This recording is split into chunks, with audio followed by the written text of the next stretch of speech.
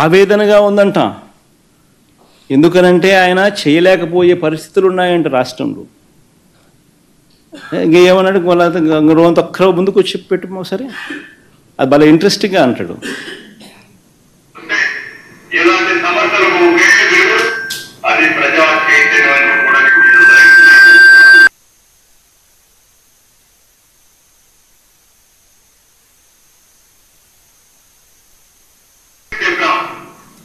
చూస్తే భయం వేస్తాం, ముందు కదలలేకపోతున్నాం. ఈ విషయాలు రాష్ట్ర ప్రజానికి కూడా ఆలోచించాలి. బాధ ఉందంట, చూస్తే భయం వేస్తుందంట. అసలు ఎక్కడ ఈ అబద్ధాలు? అంటే ఒక పద్ధతి ప్రకారము సూపర్ 6లు సూపర్ 7లు అన్నది ఇక తెరమరుగు చేయించే కార్యక్రమం. ప్రజలతో పని అయిపోయింది, ప్రజలతో ఓట్లు వేయించుకున్నారు, ఇంకా ప్రజల్ని మోసం చేయాలి. మోసం చేయడానికి కూడా మళ్ళీ ఏంది, కనీసం ప్రజలకు మోసం చేసే కార్యక్రమమైనా కానీ కనీసం నిజాయితీతో అయా నేను నిన్ను మోసం చేస్తున్నాను అని కూడా చెప్పలేరు. మళ్ళా దానికి జగన్ కావాలా, ఎవడో ఒకరి మీద ఏలెత్తి చూపించాలా. కాబట్టి మళ్ళీ దానికి ప్లాట్ఫామ్ సెట్ చేస్తూ ఉన్నారు. బడ్జెట్ పెడితే ఎక్కడ నిజంగా అప్పులు ఎంత ఉన్నాయో, రాష్ట్రానికి ఎంత అప్పులు ఉన్నాయో చూపించాలి, తెలిసిపోతుంది. ప్రతి సంవత్సరం బడ్జెట్ డాక్యుమెంట్స్లో ఖచ్చితంగా రాష్ట్రానికి ఉన్న అప్పులన్నీ కూడా మ్యాండేటరీగా చూపించారు. కాబట్టి ఓట్ ఆన్ అకౌంట్ బడ్జెట్ ప్రవేశపెడతారు, ఒరిజినల్ బడ్జెట్ పెట్టరు, రియల్ టైం బడ్జెట్ ప్రవేశపెట్టకూడదు, పెట్టరు. సూపర్ 6లు సూపర్ 7లు ఎగరగొట్టాలి అని అంటే ఏం చేయాలి? ఇది బాధగా ఉందంటాడు, ఆవేదనగా ఉందని అంటాడు, కానీ రాష్ట్రం క్లిష్ట పరిస్థితిలో ఉందంటాడు, భయం వేస్తుందని అంటాడు.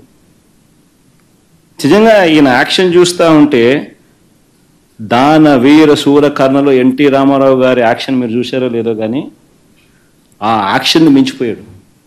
రామారావు గారి యాక్షన్ నథింగ్. చంద్రబాబు అనే వ్యక్తి యాక్షన్ మామూలుగా లేదు.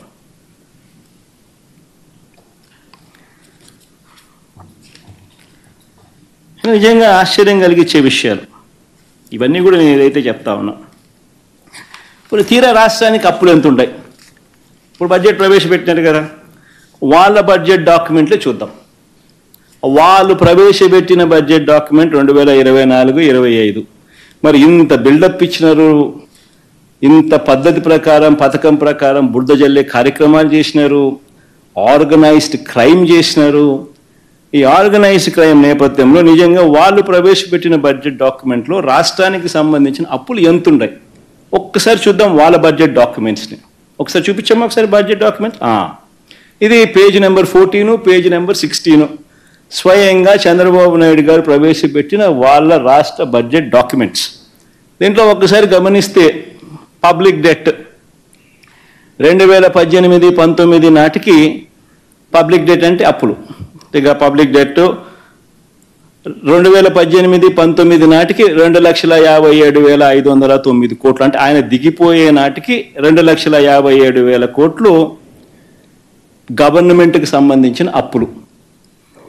ఈ అప్పుకు గవర్నమెంట్ వేరియస్ కార్పొరేషన్స్కు గవర్నమెంట్ గ్యారంటీ కూడా ఇచ్చి ఇచ్చిన ఆ అప్పులు కూడా కలుపుకుంటే ఆ పైన 48,000, ఆ పైన ఇది 2018-19లో ఇంకొక 55,000 కోట్లు కలుపుకోవాలి. అంటే గవర్నమెంట్ అప్పు, గవర్నమెంట్ కార్పొరేషన్లకు సంబంధించి గ్యారంటీ ఇచ్చిన అప్పులు, which actually becomes the det of the state government. అంటే గవర్నమెంట్ స్వయంగా తీసుకున్న అప్పులు, గవర్నమెంట్ పూచీపడ్డ అప్పులు, ఈ రెండు డెట్ అంటారు. ఈ రెండు డెట్ చూస్తే చంద్రబాబు నాయుడు గారు దిగిపోయే నాటికి 2,57,000 కోట్లు ప్లస్ ఈ 55,000 కోట్లు అంటే 3,13,000 కోట్ల రూపాయలు చంద్రబాబు నాయుడు గారు దిగిపోయే నాటికి అప్పులుంటే, మా ప్రభుత్వం వచ్చేసరికి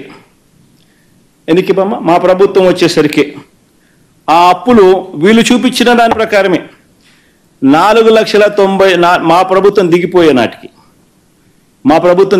నాటికి గవర్నమెంట్ అప్పులు 4,91,774 కోట్లు ప్లస్ గవర్నమెంట్ పూచీపడ్డ అప్పులు 1,54,000 కోట్లు. అంటే రెండే కలిపితే 6,46,000 కోట్ల రూపాయలు. అంటే వాళ్ళు చంద్రబాబు నాయుడు హయాంలో 3,13,000 కోట్లు ఉన్న అప్పులు మా హయాంకి వచ్చేసరికి, మా హయాం అయిపోయేసరికి 6,46,000 కోట్లు అప్పులుగా వాళ్ళంతకు వాళ్ళే చూపించడం జరిగింది. మరి ఎక్కడ 14 లక్షలు, ఎక్కడ 11 లక్షలు, ఎక్కడ 12.5 లక్షలు, ఎక్కడ 10 లక్షలు, చివరికి వచ్చేసరికి 6,46,000 కోట్లకు తెంచినారు. ఒకసారి నెక్స్ట్ స్లైడ్లోకి బామ్మ. పోనీ ఎవరెవరి హయాంలో ఎంతెంత అప్పులు చేసినారు, ఆ అప్పులకు సంబంధించి గ్రోత్ రేట్ ఎంత, అంటే కంపౌండెడ్ యాన్యువల్